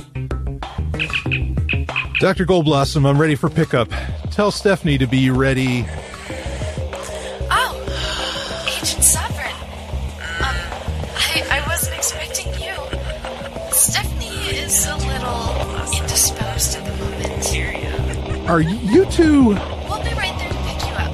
Hold tight. Sure. I'll just wait here. Intergalactic Super Spy. Guess I'll just play a video game while I wait. Game Talk. It is time for Game Talk, where I get to talk about video games. And I don't have to complain, for once during the show. Even though we were just mentioning Patreon. Like I said, I'm going to release the audio that I recorded the other day that I spent 20 minutes talking about at the beginning of the show. But at least it ended up with a nice tech tip, right? To always have a live distro with you. I did talk about how Puzzle Fighter got canceled, which you'll have to hear me rant about it on that little episode. But yeah.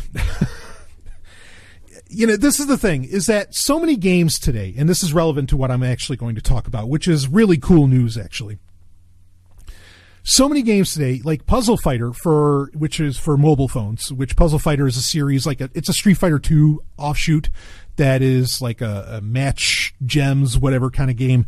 I don't know. I never got into that series as much as I love. Street Fighter 2 is one of my favorite franchises of all time. I mean, really, I'm crazy about it. And I can't wait for the 30th anniversary collection that's coming out in May. I'm so jazzed. Anyway, so Puzzle Fighter, this game it had IAP. It needed an always-on internet connection and everything, and they just canceled it.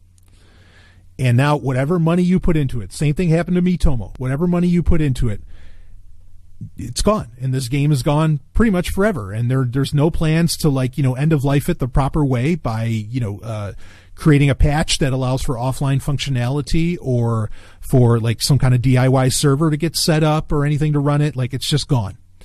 I'm really fucking sick and tired. I've been talking about this for years because it's been happening for years. I'm really sick and fucking tired of games getting canned like this, because I think video games are an art form, and great games have lasting value. I mean, this kind of points to the fact that these really aren't great games, even though this Puzzle Fighter game, mobile version of Puzzle Fighter, was made by Capcom itself. And that's the thing. I get it. These games have to have they have crazy ass budgets. Okay. And they've got to make a lot of money to justify their existence. And here's the thing. I would never, I don't really play games at all as much as I can help it. I play games that have DLC, but I don't play games that have in-app purchases or that need a persistent internet connection or anything. Because I know that game can just go away. At the drop of a hat, it's gone. It's over. It's done.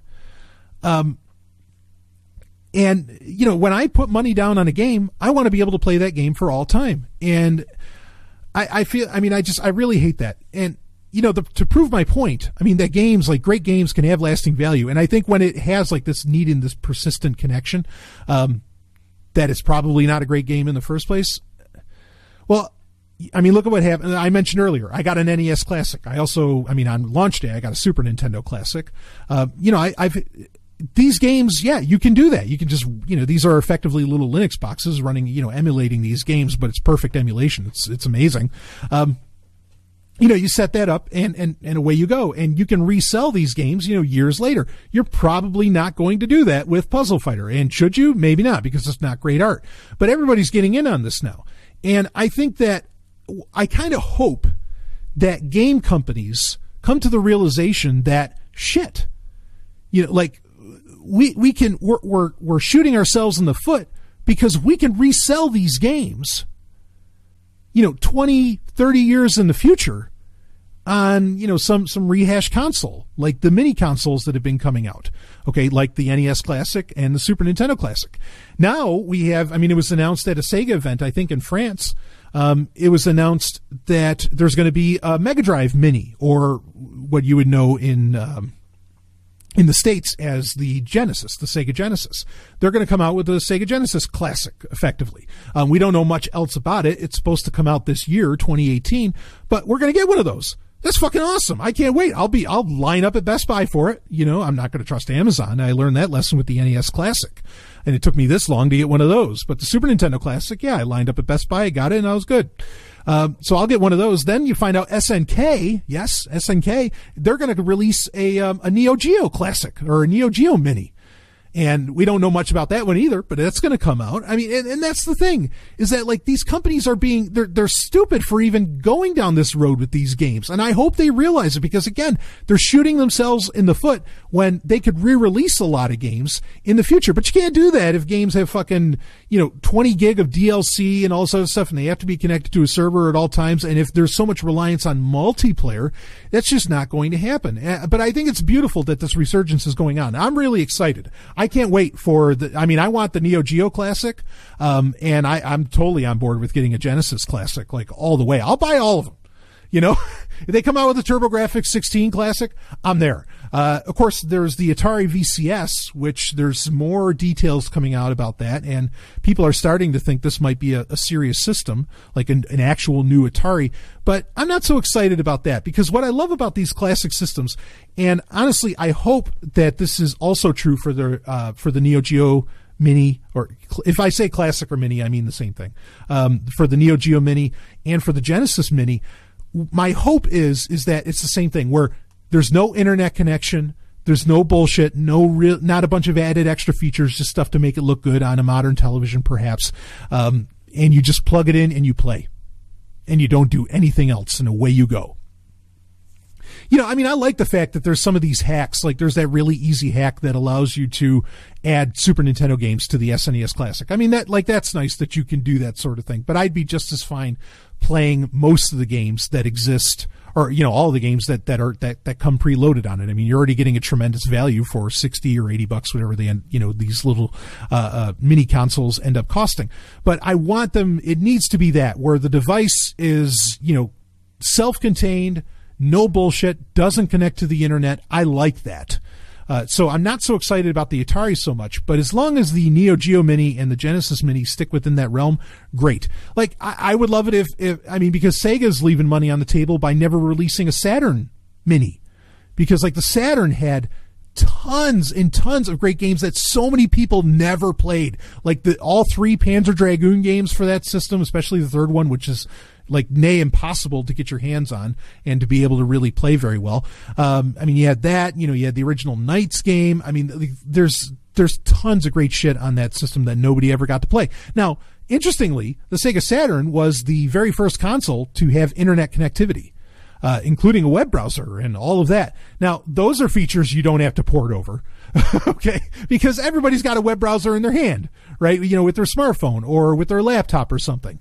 I mean, there's no need for that kind of functionality. So, release a Saturn that, well, I don't know, maybe if you wanted to create some kind of multiplayer, maybe then you would have a connect to the internet, but I would keep that really, really basic. I'd be just as happy playing the single player versions of these games and, going about the business. And if it's a game that actually, like, multiplayer is a major component, I think it's more cost effective to release it on, say, the PS4 or the Xbox One or the Switch, and then just use their infrastructure already without having to create your own, because you'd have to create your own backend to connect. Like Sega would have to create an all new backend for all of these classic games to connect to. So I don't think that's going to be a thing. So there's some features I don't mind if they don't perfectly emulate, but at least give us the games, and I'll take all of them. I can't wait. So anyway, that's kind of exciting news. I think that we're going to get a Genesis Mini. Probably some of the best games for the system aren't going to be on there. Like, we're not going to get X-Men from Genesis, which was one of the best games ever. We're probably not going to get the original Jurassic Park game where you could play as the Velociraptor. That was fucking awesome. Hopefully, maybe we can get Vector Man. We'll get the Sonics, of course. Comic Zone, I think, is a required one. I mean, I have a huge dream list of games that should be on this thing. Yes, I can already play them all on emulators. Yes, I have bought them on Steam and a bunch of other platforms. Hell, I have them on my 3DS. Yes, I can do that. But I like having you don't understand. And this is so true. Like whenever, like Ellen, Stephanie, and I are hanging out and everything, and you can just, you just press the button and these things turn on, and I'm not going through the whole process of setting up the controllers and everything. Not that I am totally willing to do whatever these ladies want me to do. Okay. Like, I mean, please, I'll set all that stuff up. I'm happy to do it. Okay. But it is really nice to just turn on the TV and hit the power button on these things and pick up the controller, and away you go. mean, there's a beautiful simplicity to the way these classic systems worked, and I think that's part of the reason that they might be so popular. And also the fact that they don't have a bunch of DLC. You're not waiting the next day to play your game because you had to download 20 gigs of an update for a fucking Modern Warfare horseshit up your ass stuff. Okay, whatever. I think that's part of the appeal. And so maybe retro gaming will become, I mean, it's already its own industry, but maybe it'll become a real industry. Maybe it'll overtake the overall gaming industry. Wouldn't that be nice? Probably not with esports and everything, but it'd be nice if it was a parallel industry. Maybe that's the direction we're heading. So anyway, good news. I think this is the part of the show that was actually good news. So, all right, I'll be right back with you. Hey, I got something really exciting to tell you about. It has been a while, but there is a new release, My Music Performance Series, Audio of the Ancients. A new album has just been released. I'm really excited about this. You go to the website, audiooftheancients.xyz, audiooftheancients.xyz. And what's really cool is, yes, I did all the music for this, but the performance is actually done by Ellen herself. Ellen Stallone did the performance, and she knocked it out of the park. It's the Emerald Tablet, translated by Sir Isaac Newton. Oh, man, and if you don't know about the Emerald Tablet, well, you got to check it out. Again, pick up a copy, go to audiotheancients.xyz, and if you haven't heard any of the other Audio of the Ancients albums, which are, they're the dramatic performances of these ancient texts. I love doing it, and I put it to my own music that I compose myself, and it's a wild time. So audiotheancients.xyz, check out the new album, the Emerald Tablet. Stephanie does the quick introduction, and then Ellen does the whole performance, and oh man, it's dynamite, and I love getting to express my use my musical chops here and there. So audiotheancients.xyz. All right, let's get back to the show. Dr. Goldblossom, I could really use a pickup right about now. I really can't outrun these security bots forever. We're almost at your position, Agent Sovryn. I have the electromagnetic pulse cannon charged. There he is. Those bots are mine.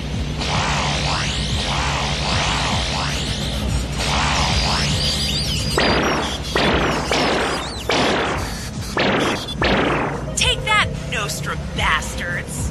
You do always hit the mark, Stephanie.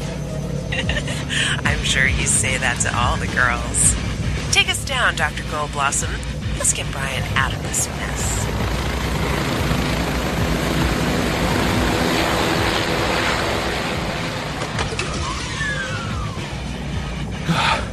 Thanks. And about time. What are you two doing anyway? Oh, just being the future. Wild card. It is time for a wild card where I can cover, well, whatever story I want, but it needs to be kind of tech and science, kind of. And it's not the same as the climax where I can just talk about fucking anything. And we'll get to that, certainly. I want to talk about, this is important, I think, because so way back 2013, 2014, around that area, I had been asked the question of, when do I think that Bitcoin is going to, say, finally kiss 10,000? Or, what was my prediction? And I said 10,000. Now, ironically, concurrently, Tim Draper, which Tim Draper, certainly investment tycoon, the whole thing, people know about Tim Draper. I mean, this guy's been in the tech world for a while. Somebody I actually have some respect for. And he made the same claim of 10,000 by 2017. And he was right. And I was right. And I already covered this when it happened. I said, aha, see, I called it. Now I mentioned a few weeks ago that he said he was going to lay out another prediction come April 12th. Well, April 12th has now passed. And his new prediction for, Bitcoin's price is pretty bold. I have to admit, pretty bold, but he has some other things that he wanted to say. And I wanted to cover it. And I already had people ask me, this could have been a Q&A segment, but I already had people ask me, hey, do you think that he's right? You agreed with him last time. Well, we came up with the same price in the same time frame. And the way that Tim Draper and myself, ironically, again, all the same thing, all at the same time, we both agreed on the same point, was that, in the next 3 to 4 years, you have all of these, companies, startups around Bitcoin and blockchain, they're in development right now. And once all that infrastructure is finally developed or out there or coming into even just beta alone, whatever, that the price would start to skyrocket once this infrastructure is there. And well, the infrastructure started to show up because, I mean, we both knew the deal. I mean, I had been to many conferences at the time that led me with some confidence about this. There were there were hundreds of startups and companies that were getting around this. Now, a lot of those have fallen the way of the dodo, but the ones that existed have built some pretty incredible shit, or that have continued to exist and have thrived, are doing some wild things. So, and again, Tim Draper and I aren't the only ones, and I'm not giving myself that level of importance either. But regardless, so yeah, I mean, that's why we were right. Now his call, and he doesn't, interestingly, so his prediction is that by 2022, okay, we're in 2018, so 4 years from now, it's another 4-year prediction. In 2022, it'll be around $250,000 per Bitcoin. That's his call. And he's not saying Bitcoin Cash. He's saying Bitcoin. If you don't know about Tim Draper, I definitely recommend, reading up more on him. This guy's got a pretty wild history, and certainly in the Bitcoin space, of course, he's well known for buying up the auction of the Silk Road Bitcoin. So anyway, 250,000, just to comment on that, 250,000 by 2022, he's not giving, and I don't have also, like myself, like he's not giving the good reasons. Like his $10,000 prediction made sense, and a lot of other people thought that too. Because we had the evidence as to why it could hit that. Like there was a good running theory. He doesn't seem to have that running theory at this time. Or this time around, where he can't tell you why he's saying it's 250,000. It just more or less seems to be pure guess. So I wouldn't have come up with that. Would I have come up with in 2022 that it's going to be worth 250,000 per coin? I wouldn't have guessed that. I'm not guessing that now. I'm not making that prediction, like at all. And for a couple of reasons. One is that I am more excited about the other cryptocurrencies outside of Bitcoin than I am, and I'm not saying than I am about Bitcoin. And I'm not saying that, blockchain's the real future, not Bitcoin. No. I'm not making that kind of claim. Bitcoin's going to be here. It's going to be around. Tim Draper even said the same thing, that it's going to be, his analogy was that it's going to be like Microsoft, where Microsoft is just kind of the backbone of everything, like Windows is just the backbone of everything. And, it's just there and you're going to have to live with it. And I would agree with him on that I think Bitcoin is, because Bitcoin's purpose seems to have become digital gold, right? That it's like a reserve currency of sorts. I'm totally on board with that. I don't know that qualifies it getting to $250,000 by 2022, but okay. So yeah, I'm not going to make that. I'm not going to join him with that prediction, but I'm more excited about, like I say, I'm more excited about the other cryptocurrencies. That's why I'm not really making predictions about Bitcoin necessarily. But I think there's plenty of other cryptocurrencies that could, in the next 4 years, kiss that $10,000 mark. Hell, they could kiss the $20,000 mark in, within the next, within the next 4 years, I should say. Not 10. Did I say 10? I meant 4. That would be my next prediction. I think Zcash is totally positioned to do that sort of thing. I think there's plenty of other ones that are positioned to do that sort of thing. Okay. So I'm excited about cryptocurrencies in general. And Tim Draper is overall sounded pretty bullish about, and I put links in the show notes if you want to read more of the stories and his quotes and everything, about it. I think he's more bullish about, other cryptocurrencies as well, even though Bitcoin will be, will be a major part of it. Now, he goes on to, there's another article, both from Cointelegraph. There's another article where he talks about other things. He gets into how he wants to split up California. Not a new idea. We've talked about this, like the 6 California solution and all that. He also talks about how government really needs, this guy's not an anarchist as far as I know. Government really needs blockchain. Like blockchain tech is going to be a major part of government. That's probably why he feels like Bitcoin is going to be around for a good long while, is because, again, he's expecting it to take that role as the reserve, as the backbone of a lot of this different stuff.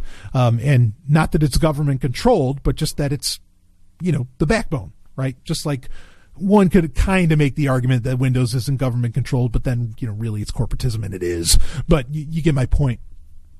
When it's open source, it's a very different situation, or it can be a very different situation. So yeah, he had some other interesting quotes to make within all that, but bottom line being, I'm not going to share in his prediction. I think he could be right, and just because he didn't give a reason doesn't mean that he doesn't have great reasons for why he thinks it's going to be 250,000 by 2022. I'm open to it being $1 million by 2022. Literally $1 million a coin. I am absolutely open to that happening. All of this is still very early on. Yes, the infrastructure is here, and it got us to $10,000 a coin. But once again, and I call this the most interesting statistic and most important statistic of 2017. Only 1% of the world's population is holding cryptocurrencies. Only 1%. We are so early. You have not gotten cryptocurrencies yet? I say this all the time. It is early, my friend. Even when you're buying in at whatever it's at now, I think we're getting closer to 10,000 again with Bitcoin. If you want to get in with Bitcoin, maybe store it on Trezor Model T. Good idea. It's early, baby. It's really, really early. I think Tim Draper could end up being right. I'm just not going to, put my reputation on the line. He can put his. I'm not going to put mine on as to where I was absolutely comfortable back in 2017, back in 2014. In 2013, making the call saying, "Oh yeah, no, we'll be $10,000 in 2017, no problem." Of course, then it went even well beyond that.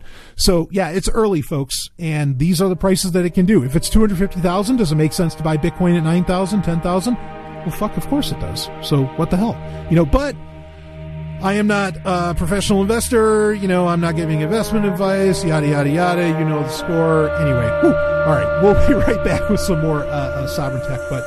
Hey, yeah, I could totally see that happening. I could see it being even more. All right on, Tim Draper. Anyway, we'll be right back with more Sovryn Tech. Babylon 5 ended a great war and united 100 alien races in peace. Danger didn't die. It just went underground, with new heroes and new evils to carry the torch. We need to make sure they all understand we will not be intimidated. What is wrong with you people? We have to protect him against himself. It's an entire new season of Babylon 5, with all new episodes. Babylon 5 is available for download on your favorite torrent site. See it now to experience the greatest show in television history. Babylon 5. Making an antidote for a highly advanced bioweapon from a hotel room. I have to say, Stephanie, you never cease to amaze me. What good is technology if it doesn't empower the individual? Right, Brian? Someone has been listening to me for too long. Being genetically advanced humans is empowering enough, I think. Dr. Goldblossom, we don't talk about that in public. Dr. Goldblossom, you naughty, naughty girl. Oh, dear. You're going to have to punish me, Mistress Stephanie. Ladies. And Master Sovryn is going to have to punish me too, I think. You get over here, you little... Yes, Mistress Stephanie.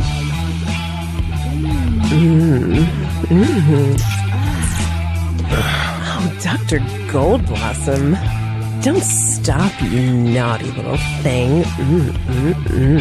Oh, punish me. Punish me. You've been bad. Oh, Master Sovryn. Oh, fuck. Yes. That's perfect. Oh, Sigmund.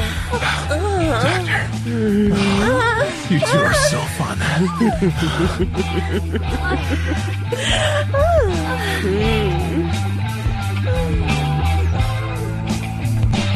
The climax. Woo! It is time for the climax.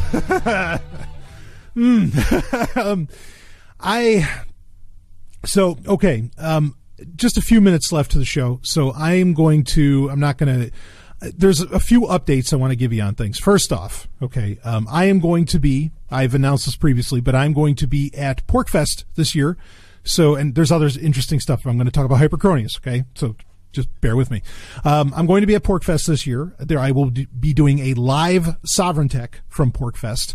And if you want to know what that is, it's the Porcupine Freedom Festival. Okay. You can go to PORC as in, pork as in porcupine, PORCfest.com. And if you use the code TECH10, 10, you will get a discount on your tickets for PorkFest. That's towards end of June 2018. Go to porkfest.com. You can get all the details on that. That's really exciting. I'm also going to be at the Nashua Crypto Party. I'm really excited about this. That is being held by the amazing Paige Peterson, of course, longtime friend and longtime friend of the show. You can find out about that. It's on Meetup, I think, for the Nashua. That's on May 5th that I will be there doing that. That's going to be that'll be a lot of fun too. Anyway, so I have those events coming up. But something I want to give you an update on. So first off, I got from a Sovryn Tech listener. She sent me, and this was, I just like, I broke into tears. I'll just say it straight up. She sent me out of what they call, it's called pixel bead art, I think is what they call it. It probably has other names too, but it's these, beads that you like melt as plastic, and it works really well for showing off like 8-bit or 16-bit art. In fact, she sent me my favorite Nintendo franchise. She sent me a bunch of different versions of Samus Aran from Metroid, including one where she's just in the bathing suit, which is great. But then the most special thing was that she made pixel bead art. And again, this is physical. These are melted beads, and she sent them to me and everything, of the 3 main characters from my game Hyperchronius, my PC game Hyperchronius. I just cried. I couldn't. They're just so beautiful, and they look perfect. It looked just like the character of Hyperchronius, and of course, the 2 gals from the game, that they're all in a triad relationship, Tiamat and Gaia, and they were stunning, absolutely stunning. And so I wanted to give you an update on Hyperchronius, because this has been a real, I take game development very seriously. I love developing games. I've made 2 personally, under my own brand, Zomia Offline Games, which if you wonder about what does the offline mean, well, listen to this week's Game Talk and you understand what that means. Is that you don't have to connect to a server to fucking play. There's no DLC, no bullshit. You install it on your PC and you're one and done. And eventually these games, I've been trying to do it, or I've been planning on doing it for years, and I've just now started to really get the time in my schedule where I can make it happen, where I could port it to other systems natively. So I will be doing that with the first 2 games that I had, Hyperchronius and Ninja Trek. But to give you an update on Hyperchronius 2, so I have been toying with a lot of different engines and just seeing, as a game developer, I'm a big believer in story. In fact, it's kind of the subheader of kind of the mission statement, if you will, of Zomia Offline Games, which is my game company, which is story first, story forever. And as I've been developing Hyperchronius 2, I've found with the different engines that I've tried, the CryEngine, I was trying with CryEngine, Unreal and so on, which one tells the story the best? And I've been messing around with it quite a bit, and I'm trying another engine now. I still have a lot of the game built into the main Ruby engine that I was using that I may just decide to continue with. But it got to a point where, I'm like, all right, I want to experiment with this, and see where it can go and what actually works best, because I'd like Hyperchronius 2, the sequel to the first game, to be that. I want it to be big. I want it to be, a very large adventure that people could play, because the first game is very short. And that was on purpose. Short games were a very popular thing at the time. And so, but I wanted to have some real scope and scale, because it's going to be covering a lot of time. But the game is still well in development, just so you know. And there is an engine that I am developing, and I've taken the game pretty far in that right now.